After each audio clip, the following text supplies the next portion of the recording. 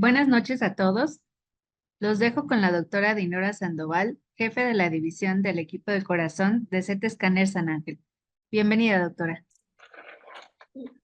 Hola, muy buenas noches a todos. Muchas gracias por acompañarnos esta noche en este webinar. Primero que nada, pues gracias por tomarse el tiempo de acompañarnos, de estar con nosotros. Y pues me gustaría presentar a nuestros ponentes. El título de nuestro webinar es Estratificación de riesgo en los pacientes con dolor torácico. Y primero que nada, gracias al doctor Ariel por haber aceptado esta invitación. El doctor Ariel Alberto Figueroa Zelaya, él es médico internista, residente de tercer año de cardiología en el en el Centro Médico Nacional 20 de noviembre, quien actualmente pues está terminando su último año y pues le cedo la palabra. Gracias, Ariel. Hola, buenas noches a todos. Es un placer para mí poder estar compartiendo este webinar con ustedes. Y pues el día de hoy voy a dar el tema eh, de estratificación de riesgo en pacientes con dolor torácico. Pues para empezar, para no atrasarnos más, comentarles que pues el dolor torácico históricamente se habla de la primera descripción de angina pectoris en el siglo XVIII, hecho por William Heberden, quien hablaba que había un desorden o un trastorno del pecho que era marcado por algunos síntomas que eran fuertes y peculiares, como por ejemplo, la sensación de estrangulamiento, la sensación de ansiedad que ocasionaba este dolor y que lo denominó desde ese momento como angina del pecho. Y según él refería, los pacientes que estaban afligidos por ella, se distinguían por unas facies o una respuesta emocional también. Sin embargo, a pesar de que esta fue la primera descripción bastante completa, de hecho, muy parecido a lo que nosotros hablamos o como lo describimos actualmente, y eso nos habla de la importancia de la clínica en respecto al dolor torácico. Durante la siguiente década, después de que Heberden hace la descripción del dolor torácico, que pues, así denominamos típico o clásico, se cuadruplicó incluso la cantidad de pacientes que acudían o la cantidad de médicos que les llamaba la atención la sintomatología de los pacientes, sea porque la buscaban o porque pues una vez que pues ya Heberden acuñó toda la constelación clínica del dolor torácico, se volvió pues muy importante tanto para el médico como para los pacientes. Y los historiadores han descrito que el aumento de casos a lo largo de los años, incluso hasta nuestra época moderna, se debe también a los cambios en el patrón de vida, a la industrialización, a la revolución industrial y a los cambios de estilo de vida donde se pasó de una labor más física hacia no, hacia una labor más sedentaria, donde los trabajos de oficina, los trabajos donde no se hace mucho esfuerzo físico constante, son lo que predominan día a día. Hablando un poco también ya en el siglo XX, en 1979, George Diamond y James Forrester aplicaron un análisis probabilístico agregado a las características del dolor que ya había descrito Heberden desde 1700. Y esto nos sirvió como una ayuda para el diagnóstico de la enfermedad arterial coronaria.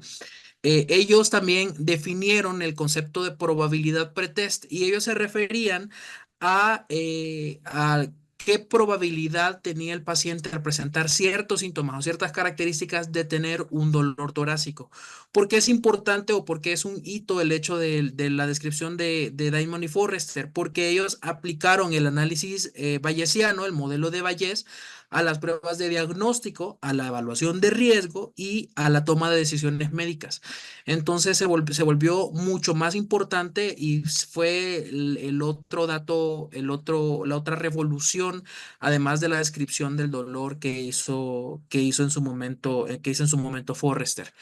Tomaron en cuenta igual la edad, el sexo, las características de los síntomas y ellos compararon la sensibilidad Permítanme un momento.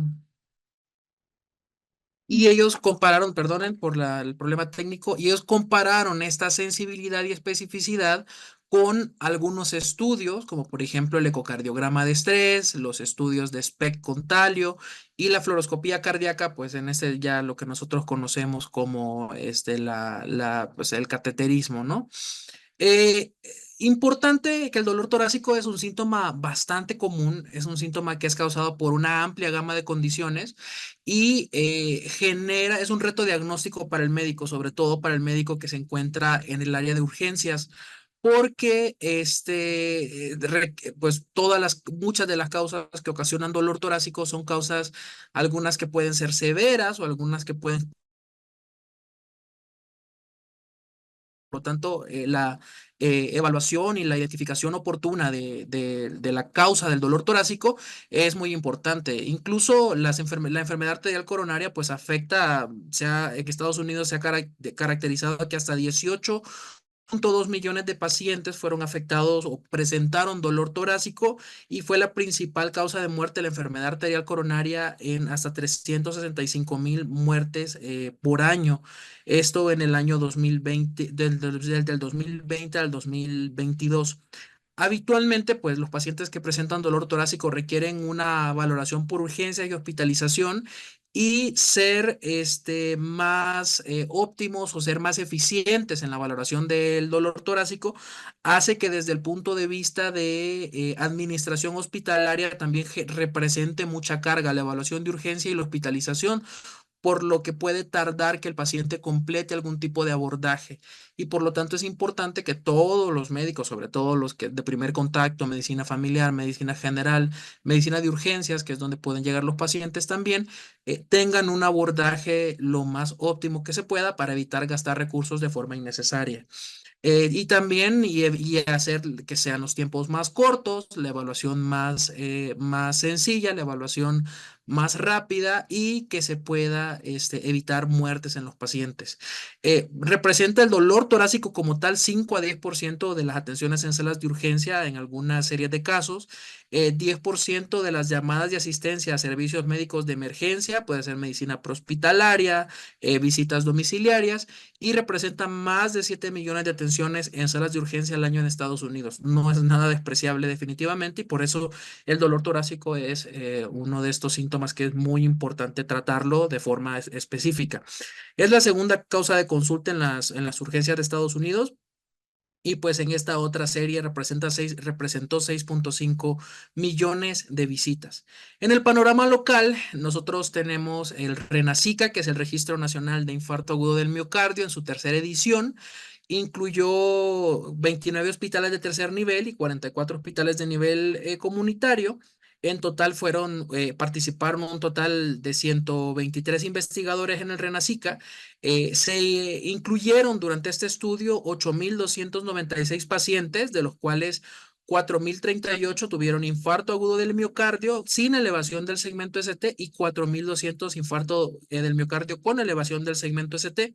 El RENACICA describe una edad promedio aproximadamente de 62 años, con una desviación estándar de 12 años, y la mayoría de los pacientes son del sexo masculino, un 76%. Todos los pacientes, el 80%, es decir, casi una gran proporción de estos pacientes, tenían dolor torácico de características isquémicas con duración mayor de 20 minutos, sin embargo, con estabilidad clínica. Los pacientes que tenían infarto sin elevación del segmento ST o angina inestable presentaron más disfunción ventricular del 30% comparado contra 10% de los pacientes que tenían infarto con elevación del segmento ST. Esto pudiera explicarse porque de los pacientes con elevación del segmento ST, hasta un tercio de los pacientes recibieron trombolisis y 15% de los pacientes con infarto con elevación del segmento ST recibieron angioplastía primaria. O sea, casi de la mitad de los pacientes con infarto con elevación del segmento ST recibieron algún tipo de terapia trombolítica o una terapia guiada a restablecer el flujo arterial en las arterias coronarias. Por lo cual, también ellos pudieron ver pudieron identificar algunos predictores importantes, como ser, por ejemplo, de mortalidad, perdón, como ser el choque cardiogénico y los pacientes que se presentaban con fibrilación ventricular fue una de las conclusiones importantes que se tuvo del RENACICA 3, así como también que la mortalidad hospitalaria la caracterizaron en 6 o la describieron en 6.4% en general y 8.7% del infarto con elevación del segmento ST versus 3.9% de infarto sin elevación o angina inestable, lo cual pues nos da un panorama importante de todo, de las características con las que que se presentaron los pacientes, las causas de mortalidad y la mortalidad que hay. Ese 6.4% creo que pues igual sigue siendo bastante significativo y sería importante pues tratar de reducir o ver en el siguiente estudio RENACICA qué es lo que surgiría pues o lo que se ha podido mejorar respecto a tiempos. Vamos a continuar con un caso clínico pequeño, solamente para poder ejemplificar un poco cómo hacer este abordaje, ponernos un poco en el contexto más ya clínico. Muy probablemente sea un paciente que veamos relativamente frecuente durante las evaluaciones, tanto clínicas como pacientes que llegan a hacerse estudios. Un paciente masculino de 48 años, procedente de Morelia, Michoacán, antecedentes de hipertensión arterial sistémica desde hace 3 años, es manejado con un ARA-2, con telmisartán, no tiene ningún otro comórbido, pero refiere que también toma aspirina. Presenta disnea de esfuerzo, comenta que al deambular por una distancia de 3 cuadras y subir 2 pisos de escaleras, presenta ya disnea de esfuerzo, sin embargo, ha estado presentando dolor torácico hace aproximadamente un mes de características transfictivo precordial, sin ningún tipo de irradiación, no asociado con el esfuerzo, dice, y con una duración de 3 a 5 minutos, y el último episodio había sido el día previo a la evaluación. Fue valorado en su unidad de adscripción, donde pues fue manejado con aspirina, y pues esa es la razón por la que ha tomado aspirina, y refiere poca mejoría del dolor, y es enviado pues a una consulta externa para valoración. Los signos vitales, nada que llame la atención: tensión arterial estable, frecuencia cardíaca de 69, respiratoria de 19 y tiene un índice de masa corporal de 24. La exploración física por lo demás sin alteraciones, y pues el electrocardiograma, sí, un electrocardiograma con ritmo sinusal, con frecuencia cardíaca, como les comento, cerca de los 70 latidos por minuto. Como tal, no encontramos ningún tipo de alteración electrocardiográfica, elevación del segmento ST. En B3 diera la impresión que hubiera alguna modificación, sin embargo, parece más artefacto de movimiento del paciente, más que una alteración como tal de elevación del segmento ST. Pues como nos llama mucho la atención, obviamente continuamos haciendo estudios y hacemos un estudio de laboratorio generales, una química sanguínea con biometría hemática, donde pues no se encuentra ninguna alteración, y unas troponinas de alta sensibilidad iniciales de menos de 1.5. A la primera hora una segunda medición de 1.5 y a la segunda hora se hace una medición de menor de 1.5. O sea, son troponinas normales. Tiene un ProBNP de 25 inicial, y a la segunda hora un ProBNP de 19. ¿Cuál sería el siguiente paso que tenemos que tomar en este paciente? Ok, vamos a dejar esto ahorita en el aire para poder desarrollar un poco más el tema y poder valorar qué sería lo siguiente que haríamos en este paciente. Bueno, hablando de enfermedad arterial coronaria, es pues un proceso patológico que se caracteriza por acumulación de placas de ateroma, de placas grasa, placas lipídicas en las arterias epicárdicas. Pueden ser obstructivas o no ser obstructivas, y eso no significa que sean asintomáticas o no. Y se puede modificar la enfermedad arterial coronaria, tanto prevenir su aparición como una prevención secundaria una vez que se tiene algún tipo de alteración, con cambios en el estilo de vida, con algún tipo de terapia farmacológica y con alteraciones invasivas. La enfermedad arterial coronaria es bastante heterogénea. Puede tener periodos largos donde se presente de manera estable, es decir, que los pacientes permanezcan con un síntoma sin ninguna modificación, pero también puede desestabilizarse en cualquier momento, típicamente debido a un evento aterotrombótico agudo, un cambio agudo de las placas coronarias que puede ser causado tanto por una ruptura como por una erosión de la placa. Y la enfermedad arterial coronaria habitualmente suele ser crónica, generalmente suele ser progresiva, los síntomas de los pacientes empeoran a lo largo del tiempo, y por lo tanto puede incluso llegar a ser grave y tener periodos donde el paciente se permanezca estable o incluso permanezca silente. Esto está sacado de la nueva guía de síndromes coronarios crónicos que hablan de este año, perdón, quienes hacen mucho énfasis tanto en la enfermedad epicárdica, la enfermedad de los grandes vasos epicárdicos, así como también las alteraciones microvasculares que pueden ocasionar sintomatología de dolor sobre todo y revisten igual importancia o son tan importantes como las enfermedades arteriales epicárdicas. Las enfermedades arteriales epicárdicas pueden deberse a trastornos estructurales, que es lo más frecuente, la aterosclerosis, que puede ser focal en una sola zona o difusa a nivel de todo el árbol arterial coronario. Un hematoma intramural, que suele ser mucho más raro, un puente miocárdico, o un aneurisma de las arterias coronarias. Desde el punto de vista funcional, podemos tener alteraciones funcionales como vasoespasmo. Esto puede deberse a disfunción endotelial, a hiperreactividad o a alteraciones de la regulación autonómica. Y las enfermedades microvasculares estructurales, sobre todo cuando hay remodelado arteriolar, alteraciones o rarefacción capilar, que eso significa pues igual la alteración o la disrupción de la estructura de las arterias. Cuando hay formación de tapones vasculares, fibrosis perivascular, compresión extramural, sea por hipertrofia del ventrículo o aumento de las presiones. Eso sobre todo puede verse en pacientes con hipertensión que pueden presentar alteraciones de las resistencias y funcionales, que igual tiene que ver con vasoconstricción. Y tomando en cuenta esto, tenemos algunos escenarios en los que, o los 5 escenarios que actualmente manejan la guía de síndrome coronario crónico, en los cuales los pacientes con enfermedad coronaria pueden presentarse de forma crónica. Puede ser un paciente asintomático que tiene alteraciones anatómicas coronarias anormales. Probablemente hayamos visto muchos de estos pacientes, que son pacientes que por alguna otra razón, de repente en una tomografía de tórax se encuentra calcio coronario y posteriormente pues se aborda de esta manera o se complementan estudios y se encuentran lesiones coronarias y se hacían por un estudio que no era inicialmente coronario, pacientes con equivalentes anginosos que no tienen enfermedad obstructiva y que presentan angina o presentan isquemia. Pacientes con angina inducida por el estrés que tienen obstrucción de las arterias coronarias o pacientes que ya no están en el periodo agudo de un síndrome coronario que fueron sometidos a una ICP, sea en un contexto agudo o no, o fueron sometidos a una revascularización quirúrgica. Y también pacientes con disfunción ventricular o falla cardíaca, pero que son de un origen isquémico o cardiometabólico. Y esos son los 5 escenarios que vemos actualmente en el síndrome coronario crónico, que pues son estos 5 que vemos acá.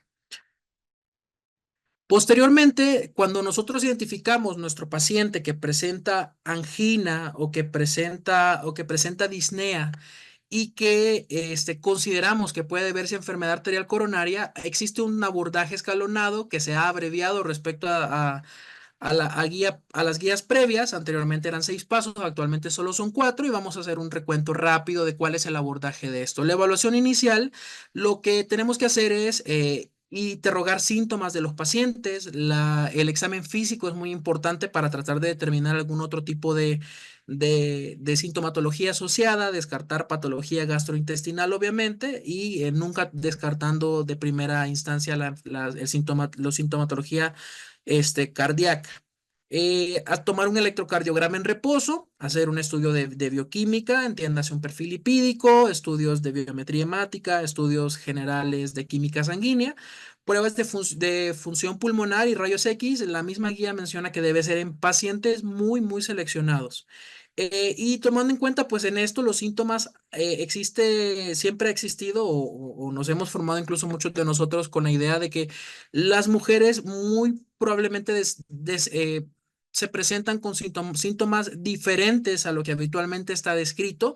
Sin embargo, estudios más recientes han demostrado que el dolor anginoso es igualmente prevalente en las mujeres como en los hombres, a pesar de que tiene características importantes. Siempre tiene que haber un nivel alto de sospecha en todos los pacientes con dolor torácico de que se deba a una causa isquémica. Y vemos algún tipo de características que ahorita se las menciono específicamente y sobre todo lo que debemos de hacer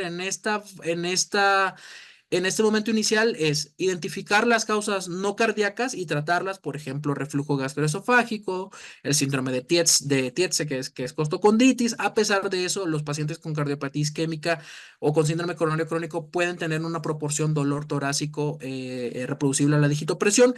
Y lo más importante es descartar en el primer momento que no se trate de una angina inestable, de un infarto sin elevación del segmento ST o un infarto con elevación del segmento ST. Es decir, hay que descartar que no se trate de una sintomatología aguda. La caracterización de los síntomas es algo a lo que la guía hace mucho énfasis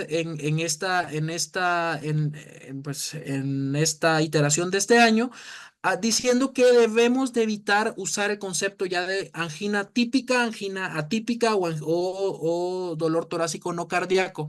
Ellos dicen que sobre todo debe hacerse la semiología, la caracterización adecuada del dolor respecto a la calidad, la localización, la duración, qué lo está desencadenando y qué lo mejora, a pesar de que todavía, pues todavía siguen obviamente las características que describió Heberden. Y también tomar en cuenta la disnea, que hay pacientes con enfermedad coronaria que no solo presentan dolor torácico, sino también disnea y ver la calidad, lo que lo desencadena y qué lo mejora.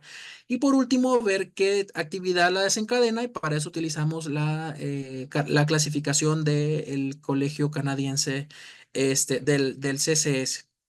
De la Sociedad Canadiense de Cardiología, perdón. Como segundo paso, lo que vamos a hacer es solo definir la probabilidad clínica pretest, o sea, antes de hacer alguna prueba invasiva o un estudio de imagen de que el paciente tenga enfermedad aterosclerótica obstructiva. Y esta es la parte creo que es más importante, sobre todo antes de pedir un estudio, ver cuál es la probabilidad clínica de los pacientes y tomar en cuenta pues los pacientes que tengan menos del 5% de probabilidad pretest de padecer alguna enfermedad, de tener, perdón, enfermedad arterial coronaria, pues muy probablemente no se va a considerar realizar ningún estudio y tomar en cuenta las comorbilidades y la calidad de vida del paciente, siempre para considerar no hacer alguna prueba que vaya a ser pues muy invasiva o muy incómoda, por ejemplo, en un paciente encamado, en un paciente muy anciano que tal vez su expectativa de vida no sea muy buena o un paciente de repente más joven que tenga secuelas y que muy probablemente no se beneficie de forma importante de hacer más estudios. En este momento, entonces, además de esto, vamos a hacer habitualmente un ecocardiograma en reposo puede ser algún estudio de electrocardiograma en ejercicio. Esto puede ser llámese una prueba de esfuerzo. Entonces, las probabilidades pretest de las guías anteriores tomaban en cuenta la probabilidad que habían descrito Diamond y Forrester, que pues consideraban sexo, edad y síntomas, como mencionaba anteriormente. Sin embargo, la guía nueva ha actualizado, ha tomado en cuenta algunas cosas que son la probabilidad clínica sopesada por factores de riesgo, que esto se refiere RFCL.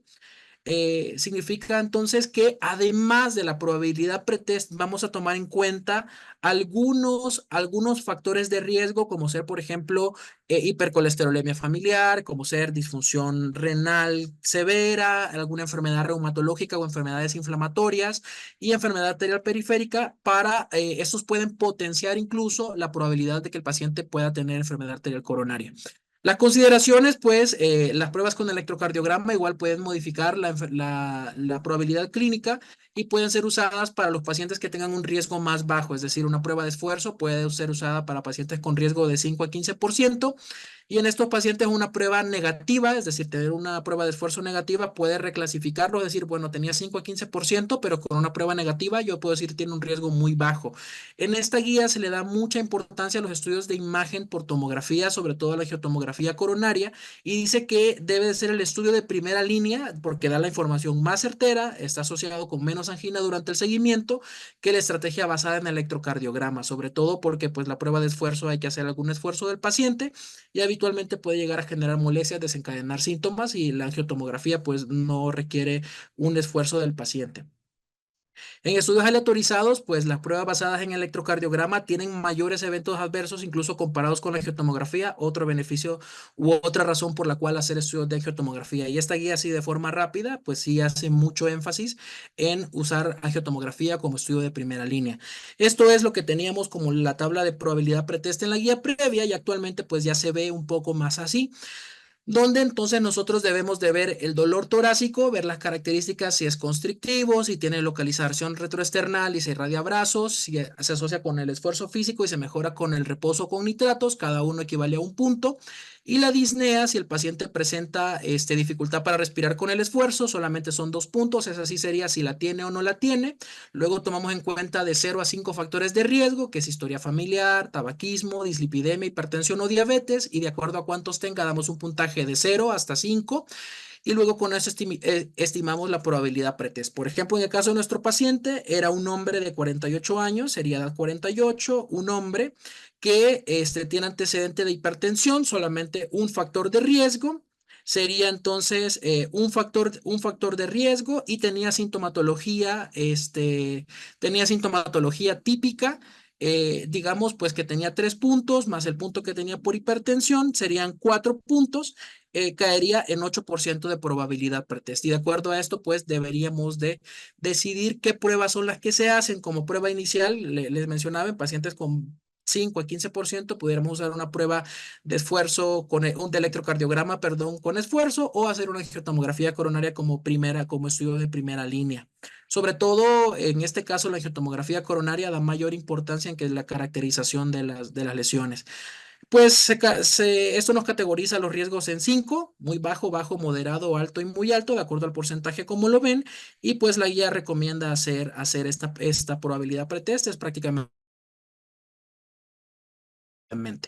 Luego, como otras evaluaciones, como tercer paso hay que confirmar el diagnóstico y estimar el riesgo, y en esto pues sí hay que considerar si hay que hacer angiotomografía, algún estudio funcional, incluso la guía comenta el hecho de hacer FFR por tomografía como un estudio funcional importante, o hacer una angiografía invasiva, es decir, un cateterismo, sobre todo en pacientes que tienen muy alto riesgo, que tienen un riesgo más del 95%, o que tengan síntomas de isquemia muy severos a pesar del tratamiento, o alto riesgo de enfermedad cardíaca.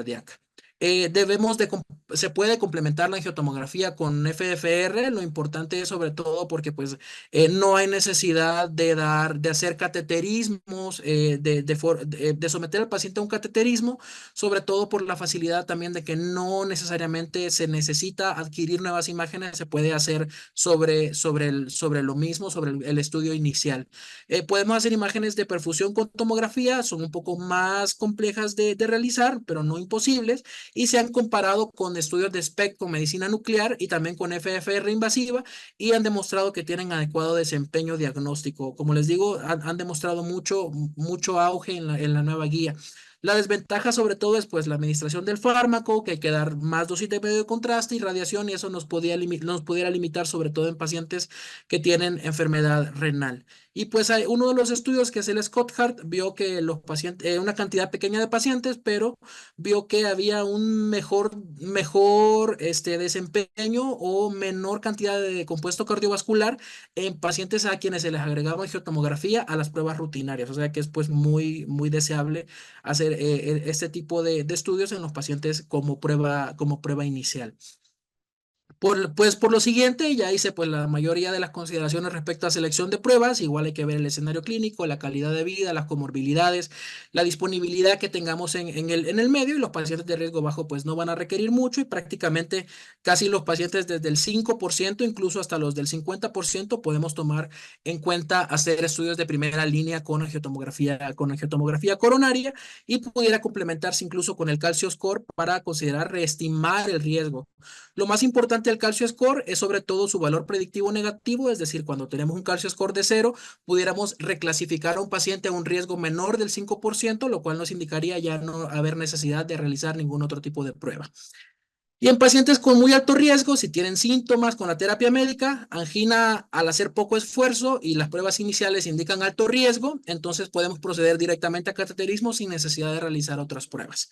Y de acuerdo a esto, que creo que lo hablará más adelante la doctora Lili, también hablaremos pues de acuerdo a cada una de las categorizaciones de riesgo que debemos de elegir, y como ven pues en pacientes con riesgo bajo a moderado, la angiotomografía coronaria, la angiota coronaria es un estudio que pues presenta mucha utilidad y mucho beneficio.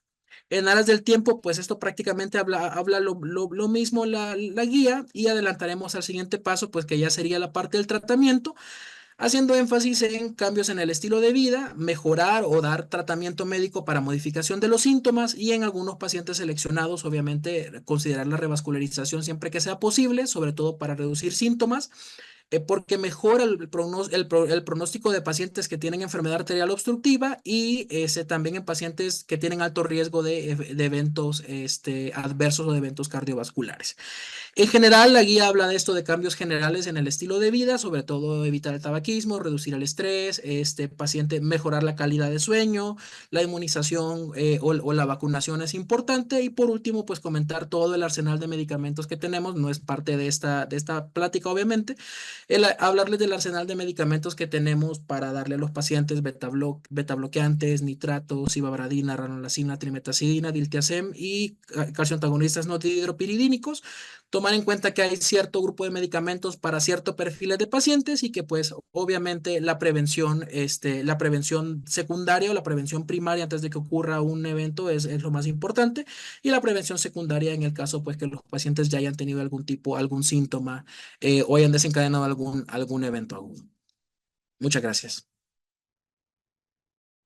Muchas gracias, Ariel, por la presentación, muy completo. No, y esto pues nos da base para el siguiente punto, que es hablar justamente de la parte de la imagen, ¿no?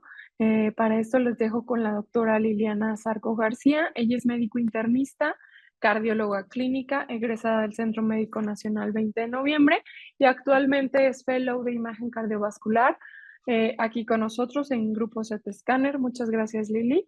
Te dejo para que nos puedas platicar un poco sobre esto. Hola, buenas noches a todos. Muchas gracias por la invitación. Y bueno, vamos a seguir profundizando un poquito más el tema que ya nos hablaba Ariel sobre cómo pues este abordaje escalonado de los pacientes que tienen dolor torácico. El nombre de esta charla es del calcio escolar funcional porque vamos a ir a través de un viaje de justo cómo se hace este abordaje paso a paso. Cómo decidir qué estudio hacer a qué paciente. Como ya nos comentaba Ariel, la guía ya desde el 2019 nos hablaba de este abordaje escalonado. En la guía que salió del 2024 se basa básicamente en estos 4 puntos que ya nos comentaba también él. El primero sería la evaluación clínica y las pruebas básicas. Y el segundo punto, que es tal vez donde nosotros entramos con mayor peso, es en la evaluación del riesgo cardiovascular adicional a estos factores de riesgo ya tradicionales. Vamos a basarnos en este paso 2, que es la probabilidad pretest para enfermedad arterial coronaria. Ya Ariel nos explicó cómo se hace esta caracterización, tanto del dolor, de la disnea, de los síntomas y los factores de riesgo relacionados. Sin embargo, hay que tener en cuenta que esta evaluación debe ir más allá, debe ser integral, individualizada, para ver o acercarnos más a una clasificación ideal o real del paciente que tenemos enfrente. En esta pirámide que ya nos mostraba también Ariel, que se publicó en estas guías del 2024, en donde nos indican las pruebas de primera línea adecuadas dependiendo de la escala o la estratificación de los individuos, vemos que en pacientes con muy bajo riesgo, pues en realidad podríamos no hacer mayores estudios, pero en los pacientes con riesgo bajo, que va de 5 al 15%, se pudieran utilizar algunos otros métodos para ajustar y clasificar a estos pacientes en cuanto a la probabilidad pretest. Y el primer estudio que nos marca la guía es el score de calcio. Esto es la cuantificación del calcio coronario y nos sirve sobre todo en pacientes de riesgo bajo para reclasificarlos a un pacientes de riesgo muy bajo en caso de que el score sea 0. Como vemos aquí, la recomendación es 2A para el uso del calcio score. Y sobre el estudio, bueno, el calcio score se adquiere sobre una tomografía simple, la cual no requiere preparación, es sumamente rápida, es un método confiable, reproducible, y además es un potente predictor de riesgo cardiovascular. A través de la puntuación de CAT-RAT, no solo nos permite predecir este riesgo, sino además brindar recomendaciones terapéuticas. Del lado derecho de la pantalla tienen esta ilustración sobre el consenso global de las guías del calcio score, y en esos cuadritos de en medio tenemos las indicaciones más comunes. Estos son pacientes de más de 40 años que tienen un riesgo intermedio, ya sea sintomáticos o asintomáticos. En asintomáticos sirve como prevención primaria, y en sintomáticos en esta línea que ya veníamos hablando. ¿Cuáles son los puntos en común que se tienen de forma global? Que la cuantificación del calcio nos predice o nos ayuda también a decidir el inicio de tratamiento. Si el calcio score sale en 0, pues esto baja a los pacientes de riesgo intermedio a riesgo bajo o de riesgo bajo a riesgo muy bajo, y entonces no tendríamos indicación de iniciar estatinas. Sin embargo, con un calcio score por arriba de 100, la indicación de iniciar estatinas está presente. Aún hay algunas divergencias entre si la cuantificación del calcio coronario es suficiente para decidir el inicio de aspirina o de terapias antihipertensivas, pero es algo en lo que estamos todavía trabajando. ¿Cómo vamos a obtener o qué vamos a obtener de este estudio? Este es un ejemplo, estas son las imágenes que nosotros adquirimos en las tomografías simples, donde esas placas hiperdensas pues son las placas de calcio. Como pueden ver ahí, nosotros podemos evidenciar tanto el territorio vascular como el número de placas. Se identifica el área calcificada, la densidad por unidades Hounsfield, y a través del grosor y bueno, para cuantificar las placas, el umbral que nosotros tenemos es de 140 según las guías. Y con todos estos hallazgos nos vamos a obtener un parámetro de score de Agatston, que es el que se va a traducir en el reporte del calcio. Y de esta forma nosotros vamos a clasificar a los pacientes. Se puede hacer tanto por evaluación visual, es decir, solo de forma cualitativa, viendo el número de vasos y el número de placas que hay y la densidad. Pero también se puede hacer, como lo veíamos antes, con el score de Agatston, que es el análisis o la cuantificación analítica como tal, en donde tenemos 4 parámetros o 4 rubros. Los pacientes con score de 0 son los pacientes que no tienen ninguna placa, que se clasifican como riesgo bajo y en realidad no está recomendado iniciar ningún tratamiento. Pacientes entre 1 y 99 se consideran de riesgo bajo, y entonces puede estar indicado el inicio de estatinas de moderada intensidad. Por arriba de 100 a 299 se considera riesgo intermedio, y por arriba de 300 riesgo alto. Entonces, en este caso, se pudiera llegar a agregar, además de la estatina de alta intensidad, iniciar en aspirina. Estos son algunos ejemplos de cómo van a ver los estudios. Esto es lo que nosotros adquirimos, son las imágenes por tomografía simple. El calcio score es un estudio gatillado, es decir, se sincroniza el latido cardíaco a la frecuencia cardíaca. Independientemente de la frecuencia cardíaca que tenga el paciente, se puede adquirir el estudio. Como vemos al lado izquierdo, es un paciente que no tiene placas coronarias, se clasificaría como 0. Del lado derecho tenemos por ahí algunas placas aisladas en todos los vasos, entonces sería 1N3, porque es el número de vasos en el que están las lesiones. Y en estas otras, pues del lado izquierdo son placas un poco ya tanto más densas, hay un poco más en mayor cantidad, siguen estando en los 3 vasos, y del lado derecho pues es evidente que hay mucha más carga de placa y está mucho más distribuida en los 3 vasos. Entonces, ¿qué sigue? Una vez que nosotros encontramos este paciente que tiene riesgo bajo, le hacemos el calcio score y sale en 0, bajarlo a riesgo muy bajo y podríamos decidir no hacer mayor evaluación. Pero si el paciente tiene un calcio score por arriba de 0, entonces podríamos pasar a la evaluación anatómica. Inicialmente la evaluación miocárdica, a través de, como ya nos decía bien Ariel, los 2 estudios que la guía nos recomienda son el ecocardiograma como primera línea por su ubicuidad y su disponibilidad, pero también hace hincapié en el uso de resonancia magnética cardíaca, sobre todo en estos pacientes que tienen, por ejemplo, ventanas ecocardiográficas difíciles. Ambos estudios son buenos para evaluar la movilidad miocárdica, para la función ventricular, la deformación miocárdica, y además nos pueden dar hallazgos o detectar causas alternativas del dolor torácico. Y en base a estos hallazgos de los estudios anteriores, ya sea por eco o por resonancia, que nos dan pautas indirectas o señales indirectas de que pudiera haber enfermedad arterial coronaria obstructiva, entonces nosotros decidimos hacer una evaluación anatómica, pero ya del árbol coronario. Entonces, pues el estudio de elecciones, la angiotomografía de arterias coronarias. Este es un procedimiento, también es una tomografía. En este caso es con uso de medio de contraste, aunque en realidad el medio de contraste es poco. es no invasivo porque hasta el momento no hemos usado ningún otro medicamento. Se utiliza radiación, aunque la verdad es que en promedio son menos de 5.000 decibels. Con los equipos nuevos de nueva generación es mucho menos.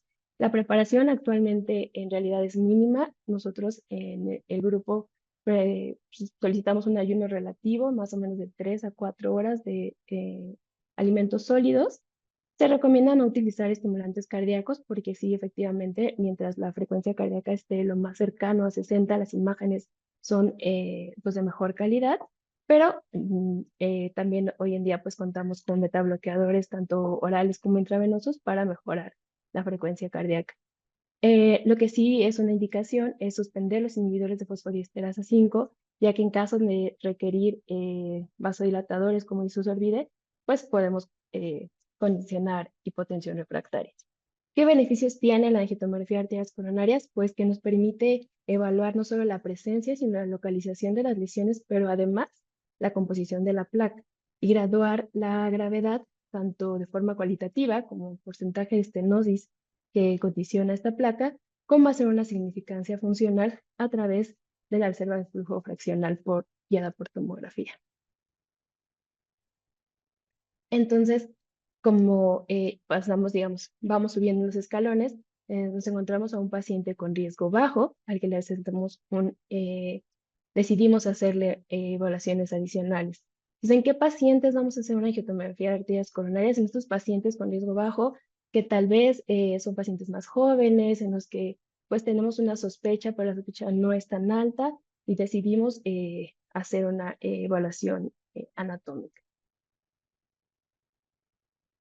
La angiotomografía de arterias coronarias es el mejor método para descartar enfermedad coronaria. Nuestro mayor valor es el valor predictivo negativo, que es del 99%, es decir, esto se traduce a un porcentaje de falsos negativos de 1 a 2%. En esta diapositiva vamos al lado izquierdo, esto es una tomografía de arterias coronarias. Como vemos, el contraste pues, se basa hacia las cavidades izquierdas para documentar la perfusión, o bueno, más bien el llenado del árbol coronario. Y si ven, pues hay múltiples placas que se corroboran en la geografía coronaria que vemos del lado derecho.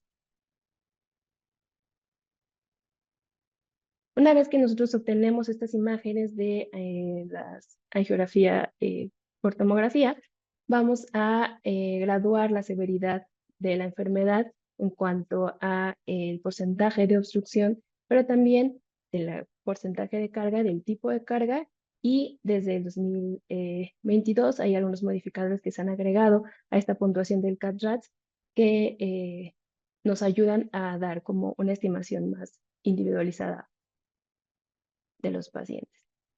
Entonces, en realidad, la primera evaluación que hacemos es sobre la gravedad de la estenosis por el porcentaje de obstrucción que condiciona la placa en el vaso, y tenemos 5 estadios, bueno, 6 contando el 0, que sería ausencia de placa, y básicamente por debajo de 50, nosotros consideramos que son placas no significativas, y por arriba de 50, entre 50 y 59, son enfermedad intermedia de 70 a 99, o enfermedad del vaso, o enfermedad de 3 vasos con mayor del 70% de obstrucción, se considera enfermedad o estenosis severa, y en caso de oclusión total o del 100% sería el grado más alto, que sería el 5. A partir del CAT-RATS 3, se aconseja una evaluación funcional o, dependiendo de los síntomas del paciente, decidir pasar directamente a una radiografía coronaria. ¿Y cuál es la importancia de esto, de la evaluación funcional? Pues como sabemos, hay una interacción muy compleja entre la estenosis y la isquemia. Se ha visto en múltiples series que incluso con estenosis mayores al 50%, estas se relacionan pobremente con isquemia. De hecho, el valor predictivo positivo es tan bajo como 29% o hasta 58%. Y además, en pacientes que incluso tienen estenosis menores al 50%, hasta el 12% van a presentar isquemia. Ya, pues desde 2009, por lo menos, que es esta bibliografía, se ha demostrado que la intervención guiada por estudios funcionales en pacientes, sobre todo con estenosis moderada, va no solo a reducir el porcentaje de intervenciones innecesarias, sino a mejorar el desenlace tanto a corto como a largo plazo. La evaluación funcional, en nuestro caso, tenemos, siguiendo por el camino de la tomografía, estas dos vertientes. La reserva de flujo fraccional, derivada de angiotomografía, y la perfusión miocárdica por tomografía. Vamos a hablar un poquito de cada uno. La cuantificación del flujo de reserva fraccional está basado en la aplicación dinámica de fluidos computacionales y a través de técnicas de inteligencia artificial por pues, conocimiento de las máquinas. Esto es muy similar a lo que se hace de forma invasiva. Vamos a medir la presión coronaria media calculada distal a una lesión, dividida entre la presión media en la aorta en condiciones de una hiperemia máxima simulada. Esto es lo que vamos a obtener, un modelo en 3D del árbol coronario, en donde, como ven del lado derecho, está una escala de colores, y mientras más nos acerquemos al rojo, significa que hay una mayor gradiente de presión, y entonces esto es donde digamos que el vaso está sufriendo isquemia. Sobre el estudio, pues a favor, no requiere estrés farmacológico, no va a requerir una inyección adicional de contraste, tampoco requiere mayor exposición, ya que el postproceso de estas imágenes se hace a las imágenes que ya hemos adquirido de la angiotomografía coronaria. Tiene algunas limitaciones, que si bien depende de la calidad de imagen, la verdad es que la tasa de rechazo es súper bajita, menos del 9%, y que además pues aún no tenemos mucha información sobre la funcionalidad de este método en vasos con stents, en bypass, ni en anomalías coronarias. Lo que nosotros recibimos una vez que enviamos el proceso son estas imágenes en donde el software pues encuentra o detecta la lesión significativa, se hace la medición a 2 centímetros de la lesión y se hace la cuantificación. Los valores tienen 3 umbrales, básicamente por arriba de 0.8 estaremos diciendo que el vaso no tiene isquemia, es decir, es negativo para isquemia, y por debajo, igual a 0.75 sería positivo para isquemia. Como ven, hay un umbral entre estos dos parámetros, de 0.76 y 0.80, hay dos vertientes que podríamos tomar. Y todo siempre pensando o tomando en cuenta, individualizando a nuestro paciente, tanto antecedentes como clínica. Podemos decidir dar tratamiento médico, hacer un seguimiento a 3 meses, y tomando en cuenta si presenta o no presenta síntomas durante este seguimiento, pues podemos decidir ya sea pasarlo directamente a angiografía invasiva o volver a hacer una evaluación adicional. O en caso de que estos pacientes tengan territorio vascular de alto riesgo, que las localizaciones sean tal vez en tronco, en sistema izquierdo, una de proximal, dependiendo de la carga de placa, de que estas placas sean o tengan características de alto riesgo, podemos decidir hacer algunas evaluaciones adicionales, como calcular el delta de FFR, es decir, hacemos una diferencia entre el FFR pre y post lesión. Si está por arriba de 0.2, eso también nos está indicando isquemia positivo, y entonces sería necesario pasar al paciente a angiografía invasiva. Hasta aquí no hemos utilizado estudios con estrés. ¿En qué pacientes vamos a utilizar estos estudios, o en qué pacientes vamos a decidir indicar estudios con estrés? Pues sobre todo en pacientes que tienen riesgo moderado a alto, pacientes un poco de edad mayor, según las guías europeas, por arriba de 65 se preferiría hacer un estudio inductor de isquemia, y además en pacientes que sospechamos ya que tengan, a lo mejor en el eco, tienen alteraciones de la movilidad muy sugestivas de infarto o de cardiopatía isquémica ya establecida. Entonces, tal vez en esos pacientes sea de beneficio evaluar no solo lo anatómico, sino lo funcional y lo estructural. Entonces, tal vez en esos pacientes podemos requerir mejor estudios inductores de isquemia, sobre todo ya sea por tomografía, perfusión por tomografía o por resonancia, que nos va a permitir además evaluar pues el grado de necrosis y de viabilidad. La perfusión miocárdica por tomografía pues es un estudio no invasivo. Básicamente sería agregarle a lo que ya habíamos visto de la angiotomografía coronaria fármacos inductores de isquemia. Ahorita vamos a ver los que utilizamos.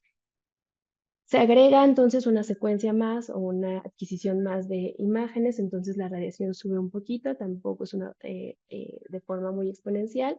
Y la ventaja de este método es que además de darnos la evaluación anatómica que ya teníamos con la angiotomografía de arterias coronarias, pues nos da una evaluación de la perfusión miocárdica tanto en estrés como en reposo, que puede ser tanto cualitativa, como vemos en las imágenes de arriba, podemos nosotros a través de las diferencias en las densidades, si ven hay algunos sitios donde se ven mucho más hipodensos que otros, nosotros evaluar que hay un déficit de perfusión ahí, pero también se puede hacer de forma cuantitativa. De forma cuantitativa nosotros podemos evaluar el flujo sanguíneo, el volumen sanguíneo y el tiempo de tránsito medio en cada segmento coronario. Estas son las imágenes que nosotros obtenemos después del postproceso de la perfusión, en donde según los 16 o 17 segmentos se evalúa el flujo por cada segmento. En el centro nosotros tenemos un umbral de 105, entonces los segmentos que estén por debajo de eso significaría que están sufriendo isquemia. ¿Cuáles son las ventajas o las desventajas de este método? Pues como ya veíamos, requiere una adquisición repetida, entonces esto incrementa la radiación, requiere una segunda inducción de medio de contraste para evaluar la perfusión en estrés y pues requiere este uso de los fármacos inductores de isquemia, ya se puede utilizar adenosina, dipiritamol o orgadenosón, y pues las contraindicaciones y los cuidados que debemos de tener ante el uso de estos medicamentos. Este es un ejemplo que quise ponerles, que es cortesía de la doctora Dinora, por cierto, muchas gracias, doctora.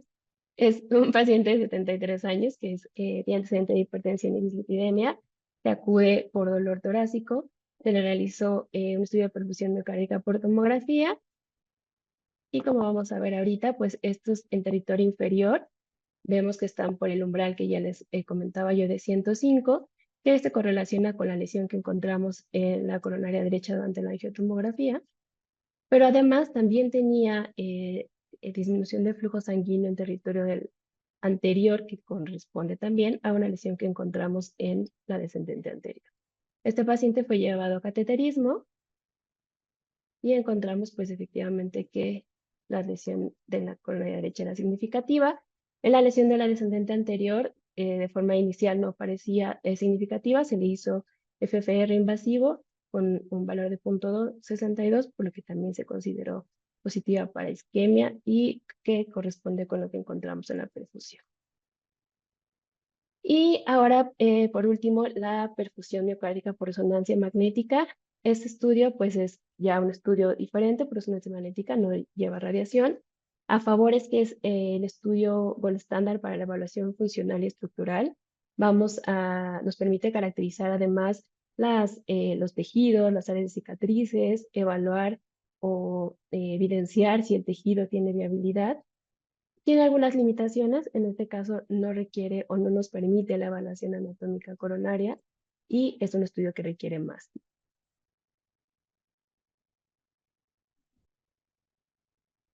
Este es un ejemplo de una resonancia magnética, son los cines de la perfusión. Aquí evaluamos tanto la movilidad global como segmentaria y desde aquí podemos ver ya que hay un defecto de perfusión en la cara inferior, se ve mucho menor la movilidad. Cuando hacemos las imágenes de realce tardío, que son imágenes que adquirimos entre 7 y 10 minutos después de la infusión de gadolíneo, para evaluar si tienen áreas de isquemia, pues podemos evaluar, como ven aquí, toda la pared inferior, pues está, además de adelgazada, tiene este realce.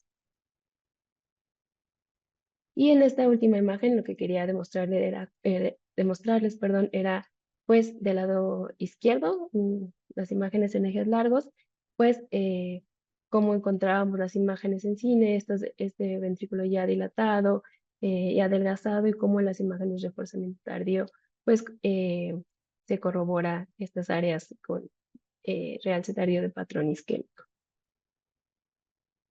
Entonces, en realidad esto es un viaje pues la verdad, un poco corto y simplificado de todas las opciones que nosotros tenemos para el abordaje de los pacientes con dolor precordial o dolor torácico.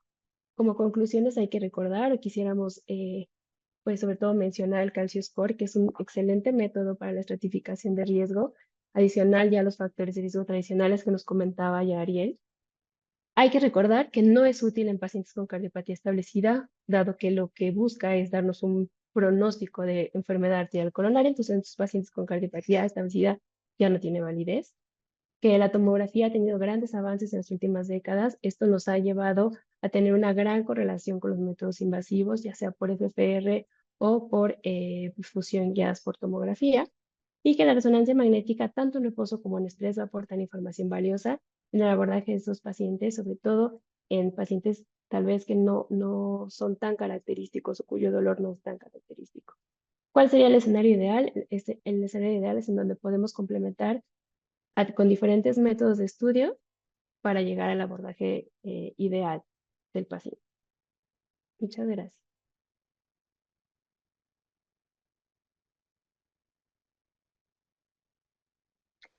Muchísimas gracias, Lili, por tu excelente presentación.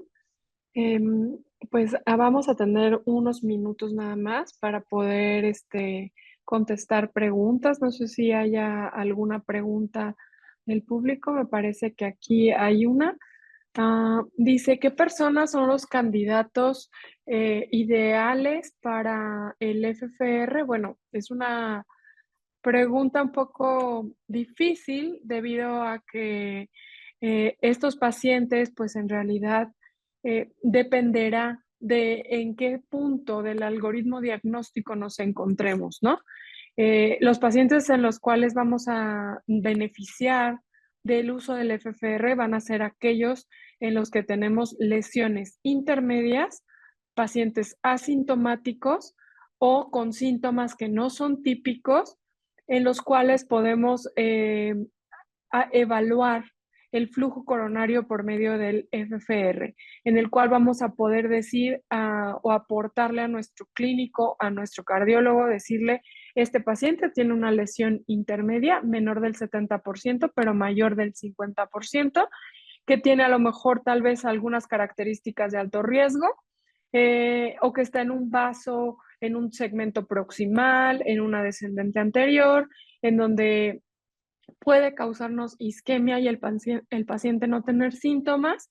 Y entonces vamos a poder decirle, existe la disminución de un flujo de reserva coronario, este paciente es candidato a manejo por intervención o este paciente es candidato a manejo médico. Antes de continuar con las preguntas, les quiero recordar que tenemos un diplomado en angiotomografía y resonancia magnética de corazón y tenemos ya abierta la convocatoria para el ciclo 2025-2026, en donde aquí está la página en donde pueden ver consultar las bases, mi correo para que puedan también, si tienen alguna duda, hacérmela llegar. Y pues recordar que este diplomado es presencial en la Ciudad de México. No sé si alguien del público tendrá alguna otra duda que quisieran que platiquemos. No veo ninguna pregunta. Y pues bueno, no queda más que agradecerles a todos su asistencia, agradecer al doctor Ariel, a la doctora Liliana por sus charlas y espero pues que cualquier duda que tengan puedan acercarse a nosotros, hacérnosla llegar por medio de nuestro correo, contactarnos directamente también o en la página del grupo y pues muy buenas noches para todos.